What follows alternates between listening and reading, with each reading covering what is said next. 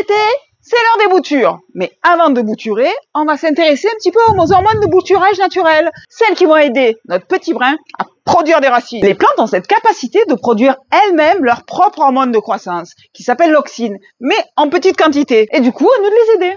Et pour ça, on a plusieurs options. On a l'eau de sol, on a l'urine, on a la salive aussi, mais le plus intéressant, ça reste le miel. Pourquoi le miel? Parce qu'il a des propriétés antiseptiques et antifongiques, et en plus, il possède un enzyme qui stimule la production de racines. Et c'est exactement ce qu'il nous faut pour nos petites boutures. D'autant qu'il est à portée de main dans notre cuisine. Démonstration! Alors déjà, quand vous prélevez vos boutures, toujours avec une paire de ciseaux ou un sécateur propre et désinfecté. Comme ça, on évite tous les transferts et de maladies et de parasites. On est tranquille. Ensuite, toujours avec un petit verre d'eau à côté. Dès qu'on coupe la bouture, paf, dans l'eau.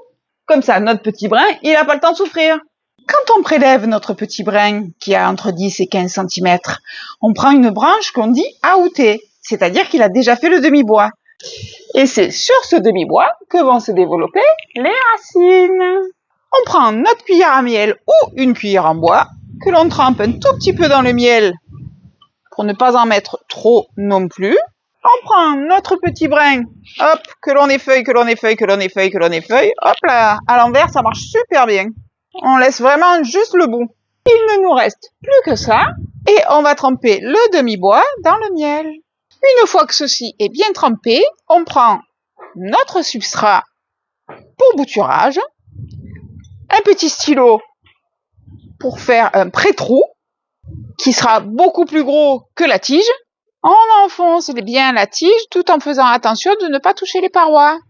Et là, on tasse bien pour que la tige soit en contact avec la terre. On laisse le substrat humide mais pas trempé, à la lumière mais sans soleil direct. Pour aller jusqu'au bout du processus, on lui met un petit capuchon qu'on n'oubliera pas d'enlever quelques heures par jour pour éviter la condensation et donc la prolifération des champignons. Au bout de quelques semaines, vous allez voir apparaître des petites feuilles sur votre brin. Ça voudra dire que la bouture a pris. Il ne vous restera plus qu'à transplanter votre bouture en pleine terre.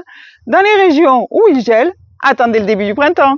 Dans la prochaine vidéo, on tente la bouture dans l'eau. Tu vas voir, c'est encore plus facile. Et abonne-toi! Je te fais des bisous!